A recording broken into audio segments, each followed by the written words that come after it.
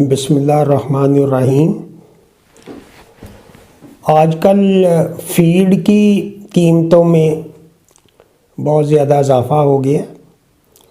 तो पाकिस्तान में जिस तरह माफिया काम कर रहे हैं, पहले गंदम की कीमत बढ़ाई, उसको स्टोरेज किया, चीनी की, आटे की, और अब जो हुकूमत के ख़िलाफ़ साजिश कि हर चीज़ महंगी हो जाए। पोल्ट्री फ़ीड जब महंगी होगी या जानवरों की फ़ीड महंगी होगी तो गोश्त, अंडे, दूध और दूसरा गोश्त, उसकी कीमत ज़ाहिर है कि वो बढ़ेगी। और जब गवर्नमेंट उसको रोकेगी तो लोग और गवर्नमेंट के ख़िलाफ़ होंगे। तो ये एक एजेंडे पे काम हो रहा है, और उसमें जो गवर्नमेंट भी बेबस है।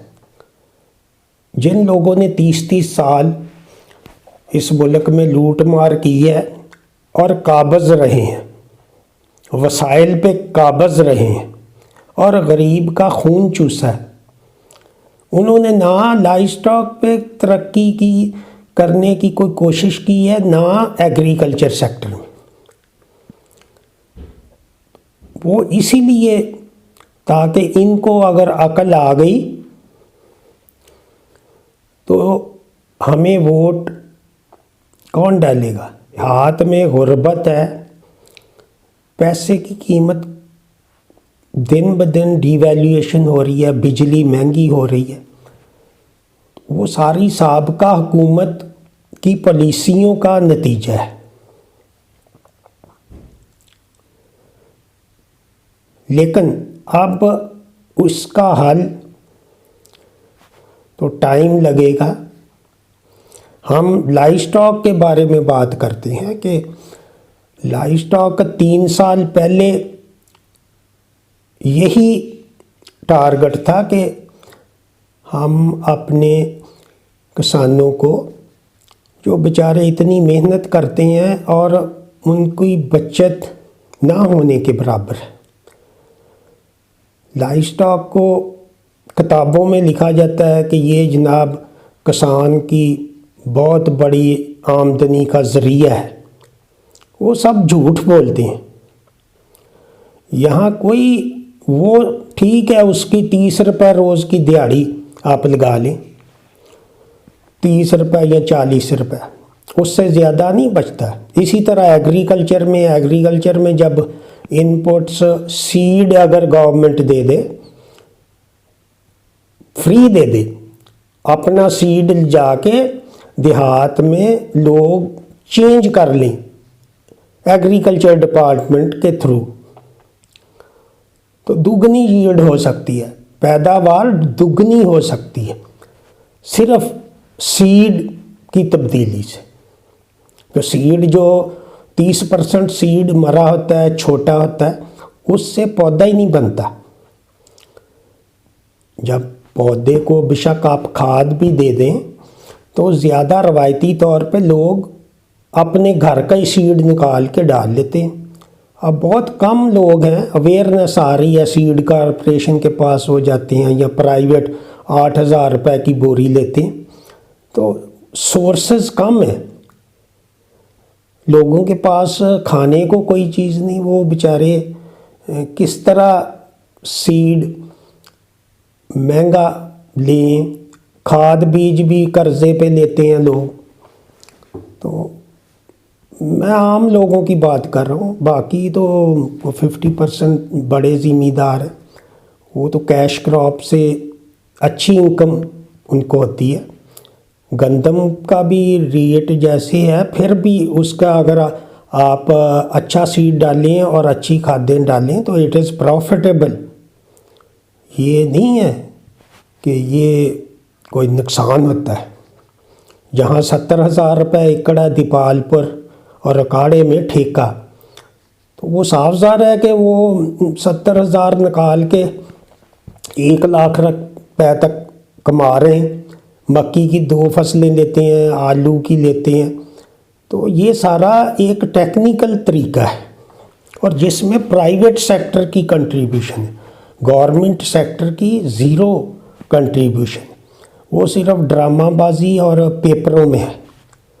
जिस तरह लाइव स्टॉक में, तो लाइव स्टॉक के महकमे में मैं रह के अगर मैं सच बात करूं तो लोग, जो महकमे के लोग हैं, वो नाराज़ हैं मुझसे। अगर मैं कहूँ जी मैं लाइव स्टॉक में 30 साल रहा हूँ, मैंने ये कर दिया, हमारे महकमे ने वो कर दिया, तो ये गलत बात है। अगर लोग कहें कि हाँ जी ये चीज़ हमें किसी ने बताई है और ये सही बात है, गवर्नमेंट अदारों का और जो भी है उनका तबार ही उठ चुका है। लोग सरकारी लोगों को सुनते ही नहीं, उनको इल्म हो गया है कि ये सब फ्रॉड है, क्योंकि उन्होंने आज तक कोई बात की नहीं। अरबों रुपए वो डिवर्मिंग पे और नमक पे और जो भी आपके सामने, तो ये जो चीज़ें बुनियादी चीज़ें हैं, बुनियादी चीज़ें जानवरों की खुराक में चारा है, चारा भी वो स्टैंडर्ड मैटर, ड्राई मैटर। अब कुछ लोग कहते हैं कि सुहांजने में बहुत प्रोटीन है, कोई कहता है अजूला एक वो पौधा होता है पानी में, और कोई हाइड्रोपोनिक पे अपनी साइंस दिखाता है।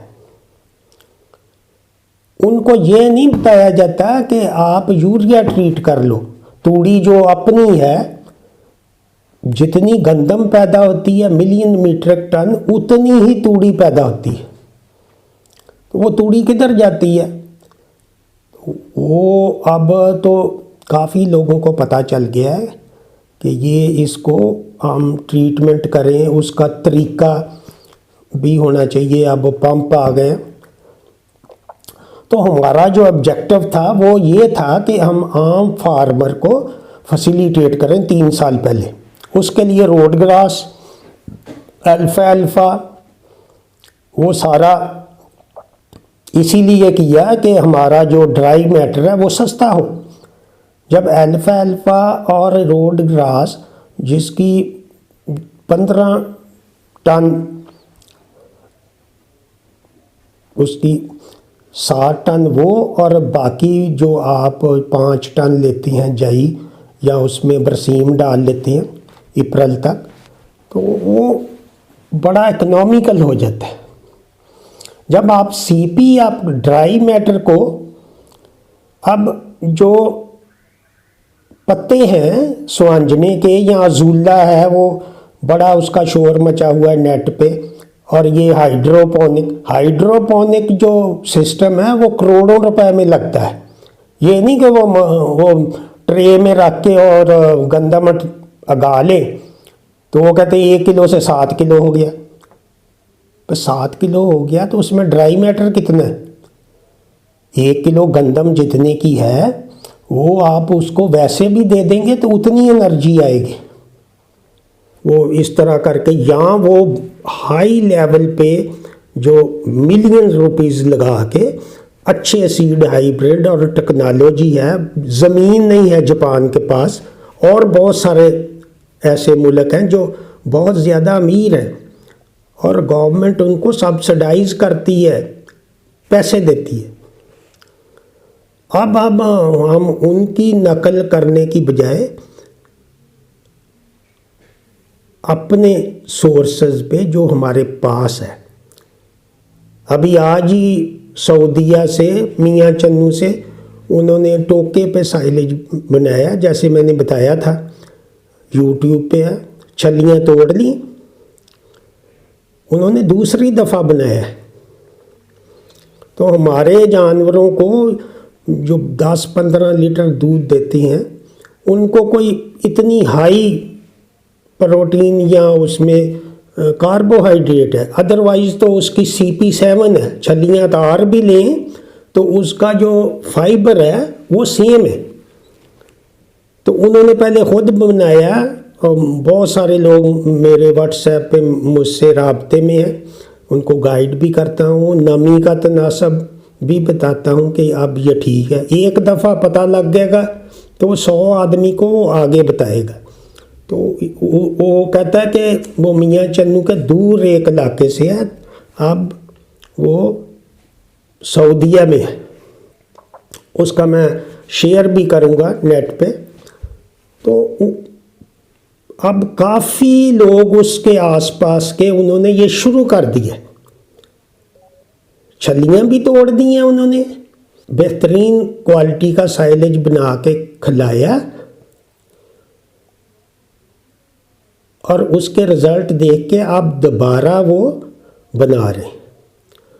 तो चारे की जो प्रोटीन है वो उसमें फाइबर है, जो सेलुलोज एंड हेमी सेलुलोज। तो ये अजूला या दूसरा ये गंद बला, ये ऐसी ये यूट्यूब के साइंसदान अपनी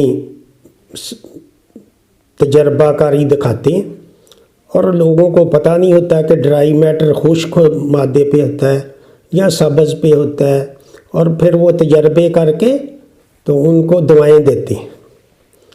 तो ये बात थी कि हम जब साइलेज बनाएंगे और ख़ुद अगर 18,000 रुपये भी वो उसने बताया कि वो लेते हैं हमसे चॉपर मशीन वाले, तो उन्होंने थोड़ा थोड़ा एक दिन में, मैं नहीं बताया था, काट के फिर अगले दिन फिर अगले दिन, वो एक हफ्ते में वो डंप करके उसको साइलेज बना लिया। तो बाकी आइंदा इसी के साथ ये ख़त्म करते हैं। दुआओं में याद रखें। खुदा हाफिज़।